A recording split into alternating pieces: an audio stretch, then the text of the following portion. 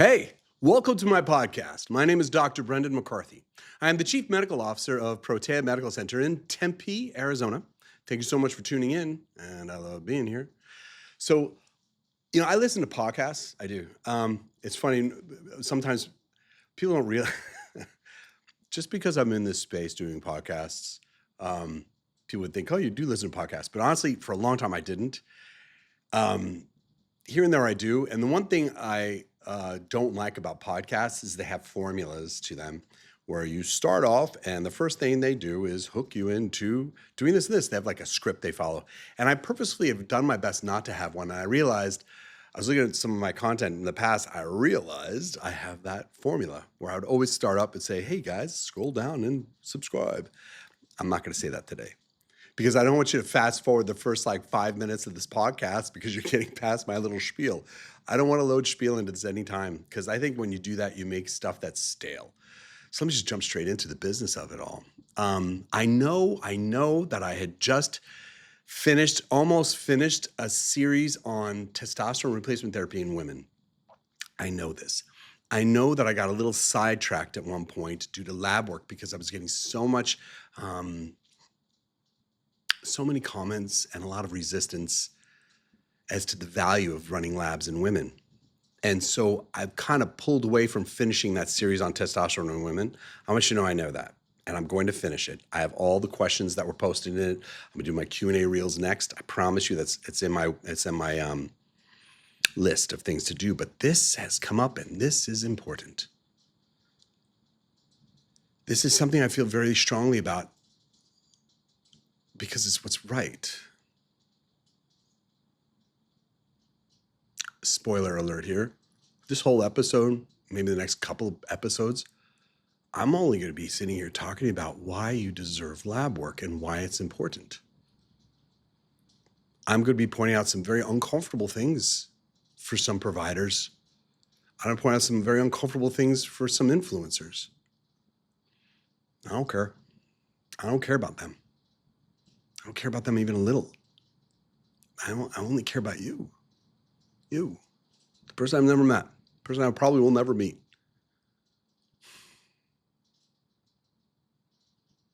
Before I had this podcast, I was always focused on my little part of the world. And then when I started doing this podcast, I met you. And you have changed me. Being able to be in this space with you and communicate this has helped me develop into be even more thoughtful physician, caring physician. Reading your comments, listening to you has helped me refocus what I do, because I have gotten into my own little world where this is what we do and people here understand it. And it's pretty much a system that runs really well. But I did not realize how much of the world still does not treat you well. And I'm going to point it out, and I'll be very clear. The one thing that's grabbed me the most is that I've had women posting to me saying that you can't run labs in a woman in the perimenopausal state. And this is something that, Mary Claire Haver, physician, has been posting on the internet, and many other influencers have. And they are wrong. Very, very wrong. I'm going to explain why. And then others will think, well, you're just trying to gatekeep me from getting my hormones, and you're just trying to make extra money on me, and you're trying to do this and that. That's not wrong. That's wrong also. That's not true. It's not true. I run labs the way that I do with every patient that I have because of an abundance of actual care, true care, true care. And the labs that I do, as I've mentioned before, and I will repeat it to the end of time, I will use labs through insurance. I don't use these bougie, boutique-y labs, and that's another one everyone loves, the Dutch test. Why do they love the Dutch test? Why is that getting so much traction? Because it's expensive and the profit margins are high for the provider. That's it. That's it. When you come to my office and I run labs, I don't make money on the labs I send to your insurance. And the vast majority of my labs all through insurance. So this is what my motivator is: information and data. I have to run a business. I know that, so of course there are things I have to do. And, I have to have an income in my practice. Yes, but I do not gouge people. My labs are a fraction of the cost. If you have to do cash, I'm very underpriced. I'm very reasonably priced. My office visits also, I'm a fraction of the price of what it is to see any other doctor who's been doing this as long as I have. I am not here to profiteer off of a human being. That's not it. And they think that's evil, in my opinion. When someone profiteers off of you when you're anxious and worried and afraid, when you're not well, and someone profiteers off of you, think about it for a minute. Just feel that for a minute with me. It's just such a disgusting feeling. When someone is not well, that should not call from us the need to profit. When someone is not well, that should call from us the need to provide care, period. I'm an older man now. I've been doing this for a fair amount of time in my life.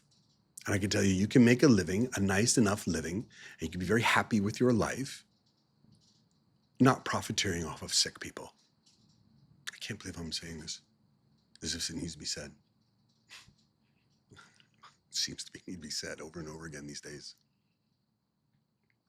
So let me get to this insane idea that doing labs for women is useless in the perimenopausal state. The first thing I hear is they say to me things like, well, Dr. McCarthy, if you run labs, women's labs, their hormones are all over the place. They're all unpredictable all the time in perimenopause. If I run the labs, it's going to be one thing one day and one thing the next day. That's not quite correct. I want you to know where this stems from. This stems from men, the misogyny of medicine, where they'll say things like, well, it's a little too complicated for you, little lady. It's too different out there. Let's just give you this instead. And they would give you a suppressive dose of a hormone instead of running your labs. This has been going on your whole lives. You've been convinced of this. They've lied to you and told you that you cannot be tested in a meaningful way. And then when they do run tests, they do not interpret them intelligently to you. That's the two big things I want to bring up today and talk about. Okay?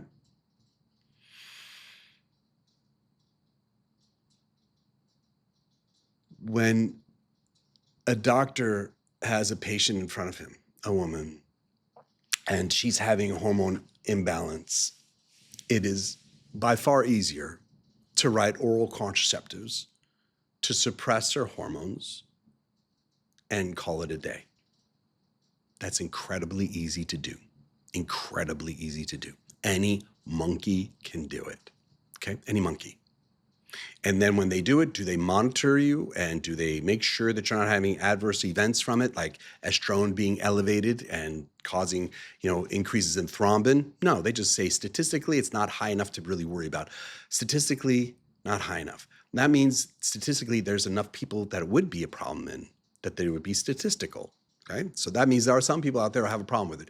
They still don't run the lab because, that's just a small percentage. But that smallest percentage are women in need, and they are worth it. So lab work, even on oral contraceptives, they don't do for that reason. Further, when they give you oral contraceptives to suppress all of your hormones, they're further altering your hormonal landscape, and oftentimes permanently, because they reduce the free levels of testosterone in your body, because that's what happens when you take oral contraceptives. It will alter your sex hormone binding globulin levels to be very high, which makes any free testosterone you have become sequestered and bound to that protein, and you can't have it. So now you have androgen deficiencies. And that happens all the years while taking oral contraceptives. Not all, but most. So when a woman takes these oral contraceptives and their libido now is gone, and they were never told of that or warned of it or tested, but they know it. And that's on just oral contraceptives. So you've been convinced of this your whole lives, that lab work is not essential, not helpful, because you're moving all around. So let me give you the suppressive medication. And even when they give you suppressive medication, they still don't run labs to make sure it's safe.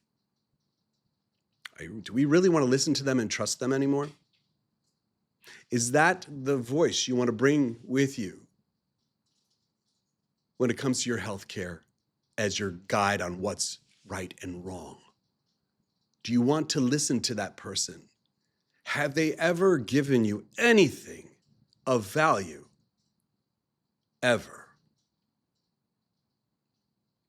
And have you been so poorly treated that you would accept these crumbs that they give you and value them?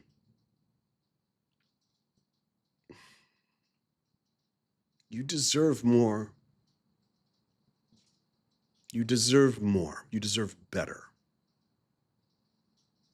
So I'm here today just to provide more clarity on how that happens.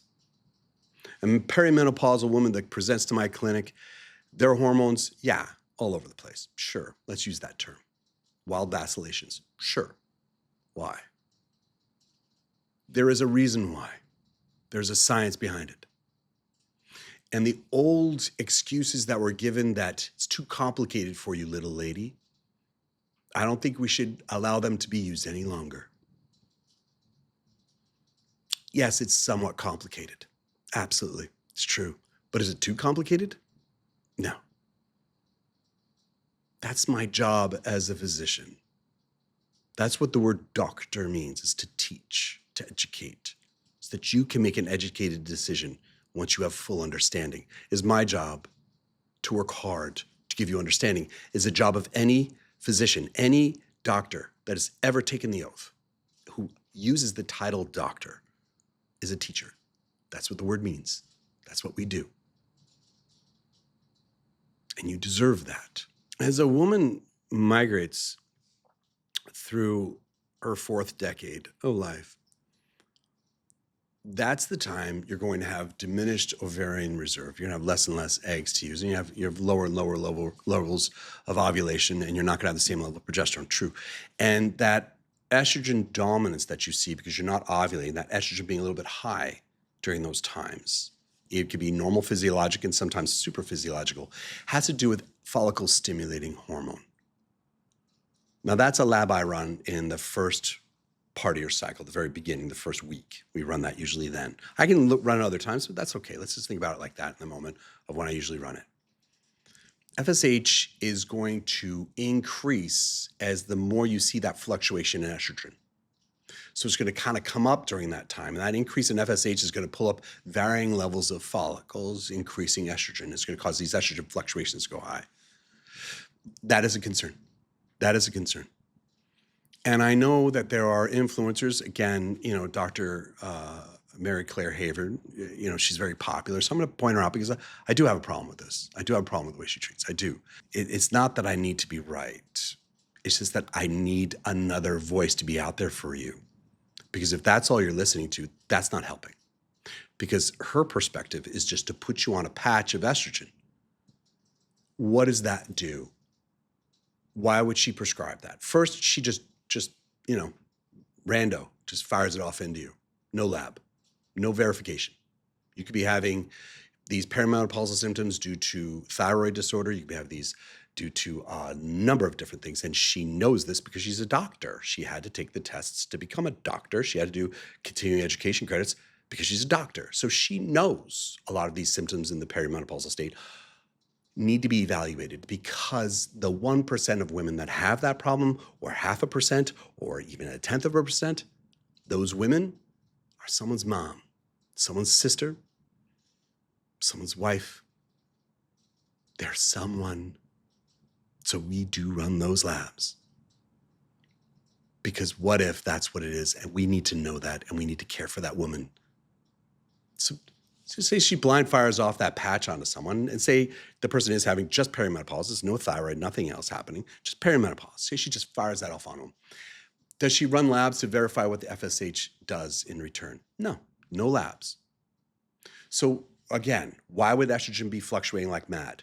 FSH, follicle stimulating hormone, likes to keep your estrogen at a very even rate. It needs to be within a certain rhythm.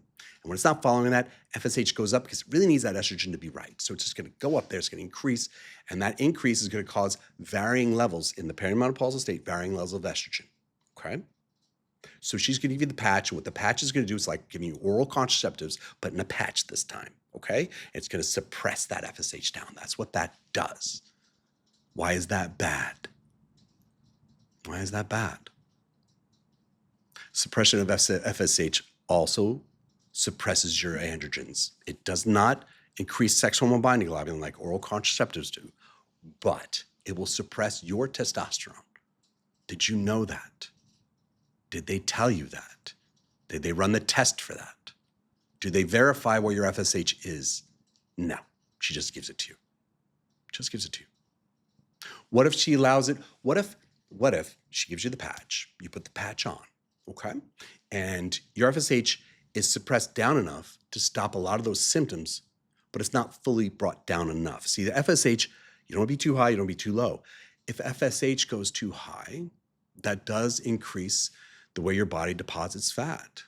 This is one of the big issues around perimenopausal and menopausal weight gain is FSH, follicle stimulating hormone. Now, if FSH is too high, you do have a tendency to store fat disproportionate to what you're eating. And this happens. Giving a woman any hormone without watching for what it does is irresponsible. You have to look at it. You have to verify it. You have to make sure you got it in the right level because it's her body. For the love of God, it's your body. You deserve care, deep care. The people who have convinced you that lab work is unnecessary, they did it out of laziness. They did it to placate you. They told you it's a little too much for you, little lady. I can totally hear it. What else do they get wrong when they do this patch business without running labs and understanding you as a human being? They'll give you this estrogen and they a lot of times won't give you progesterone. This is like, I feel like we're talking about people practicing medicine in the dark ages because it's that barbaric in my mind. You are a complex human being that deserves complex thinking, and you deserve someone to make it understandable. You do. You do. You do. You really do. So when you give a woman just estrogen without progesterone, they give the excuse, well, you don't have a uterus. You are more than the sum of your uterus. And estrogen is active in more places than just the uterine lining. What about your breasts? Adipose, your body fat. Your brain, your beautiful brain. What about that? Progesterone, the benefits to breast tissue is well documented, well understood. The benefits of progesterone to the brain, well documented, well understood. So even with a woman without a uterus, you still give her progesterone. What about progesterone versus synthetic progestins? That's another one they don't quite understand, it seems. Even though they had to take biochemistry, we had to take so much biochemistry. They are structurally very different. Synthetic progesterone, progestins, are synthetic. They don't look anything like natural progesterone. They don't bind to the receptor the same way, don't have the same impact. They don't cross the blood-brain barrier, don't have the same benefit. They're not good. They're not good. Do I need to use them sometimes? I count them maybe once or twice in my whole career I've had to use it. That's it. That's it. So synthetic progesterone is not good as an excuse. Still, if you give a woman estrogen, you must give her bioidentical progesterone to create balance in her. Progesterone is really where you're going to get benefit to reducing her anxiety, insomnia, and depression, because that's what progesterone deficits contribute to. So progesterone is essential. What if the woman presents to clinic and she still has, all right, say a woman presents to clinic, she's perimenopausal, and she's my patient. What do I do? There's a good question. That's a good one. Thank you for asking. Sorry. You see I'm fired up. I mean, I'm fired up because I have so many women in my life who are amazing human beings, and I could not imagine them getting care like that. And I think about them. Anyway, coming to my clinic, what do? I don't like to give you estrogen when you still make estrogen. I don't think that's really my job. My job is to create balance in the system, right? So I want you to transition through menopause without needing estrogen. I wait till you're on the other end, and that's when I start using estrogen. So then how do I get away with the FSH bouncing around, causing those symptoms, super physiological levels of estradiol, imbalance of estradiol? How do I do that? Good question. What I do first is get them on progesterone dosed based on labs. Okay? I run the labs and make sure they absorb it well. I make sure it's working. I use the LCMS testing. Maybe I use ELISA testing on the background just to see what they're converting over. But I make sure they have enough progesterone in their body to match estrogen. I make sure it's healthy. That's the first thing we do. What's the second thing we do? Testosterone. Not male dosing, but female dosing. Very, very careful. Very careful. And you run labs always. Anyone ever gives you a hormone and doesn't do labs is just rolling dice with your life and your health. So I start you on testosterone. I run my labs. I make sure I, got the free levels of testosterone, what touches cells. I make sure that's the right level. Okay, that's first. Second, I make sure the downstream metabolite dihydrotestosterone is not supraphysiological. But even if it is physiological and you're like, Brendan, I'm having this issue. I'm, oily skin. I feel like I'm growing hair all over the place. We have a risk benefit thing. We sit down and says, is it benefiting you? There's the side effects outweighing the benefit here. As long as you're in the normal physiological range, I'm good there. And then if you don't feel right, lower it until you feel right or raise it until you feel right. But get you in here. Find you as the woman. Find you as the woman. Testosterone suppresses FSH, doesn't suppress it. I mean, it does, so I went crazy with it, sure. But it brings it into a more manageable level. That's our goal. I want that FSH in a normal level. I don't want it too high, I don't want it too low. I want it right where it should be, right? Ideal. Some of you have posted questions also who said, I went to my doctor and they ran all the labs and told me I looked fine. I want you to know the reference ranges a lot of times you see in these labs are over the course of your fertility years. And there are times when you are in your years of fertility where it's normal to have zero progesterone and zero estrogen. That'll be right there right there when you're after your period. It's at your menses, right? That point, day zero, they're all gonna be quiet. That's why your reference range is so wide with it. So if a woman presents to clinic and her estradiol is at like 400, that's the day you ovulate when you're in your early 20s. That's not a normal everyday level. And progesterone, you can come in at 0.2 for that progesterone, and your doctor say, that's normal. That's only normal during day 1 or 2 of your cycle. Maybe even then. Usually it's a little low even for me then. It's not just looking at the lab and the sheet that they have and then the values written on there. That's not helpful because you are dynamic. Your doctor trained forever to learn how to understand where you should be in those ranges. It's not too complicated. You are smart enough to understand this. And if I don't do a good job explaining it, then I need to come back again and keep doing it because that's my job. That's the job of the doctor. And you deserve that. There are many of you who have posted to me and written me private messages.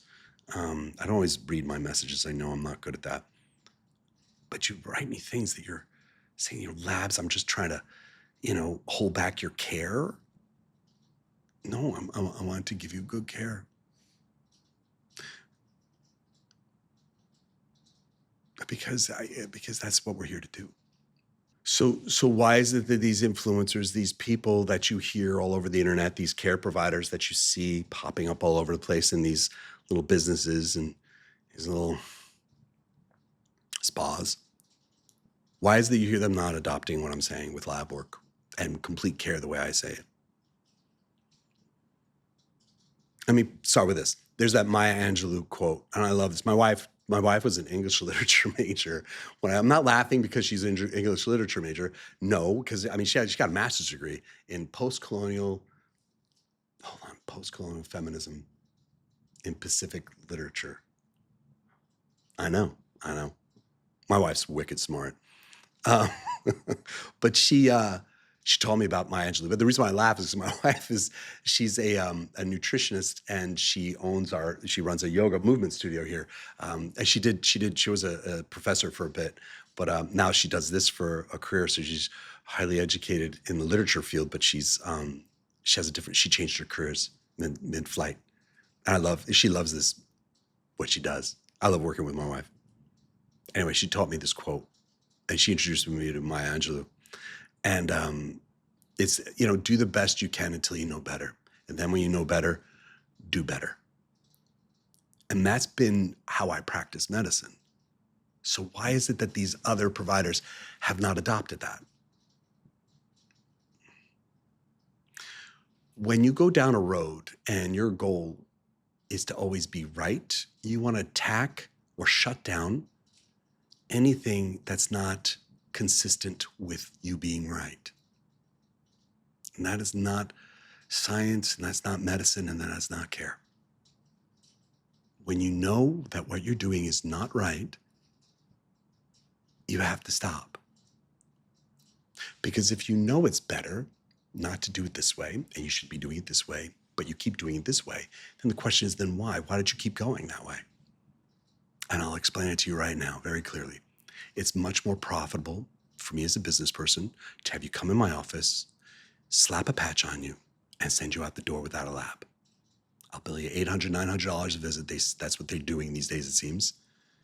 And you see them once a year, maybe every 6 months. If they're doing it every 6 months, I don't know what they're doing. And didn't take anything up here complicated. It's not profitable to do what I'm talking about. You can't run as many units through your clinic and make as many numbers as you can. That's why. That's why. Some of us are here to be an authority in order to sell a product, or in order to become famous, or in order to become something that's for them. See, they're selling you something that they will benefit from. And for them to change what they're doing, it won't be as profitable. That is the major reason why on all my socials and everywhere I am, you will never hear me talking about books I've written. I will never solicit you to come to my clinic. I will never be that man in your life. I want you to see this as a very clean exchange between us. The time that I spend preparing for these helps me refocus on what I believe in as a physician. The time spent sitting in this chair speaking to you right now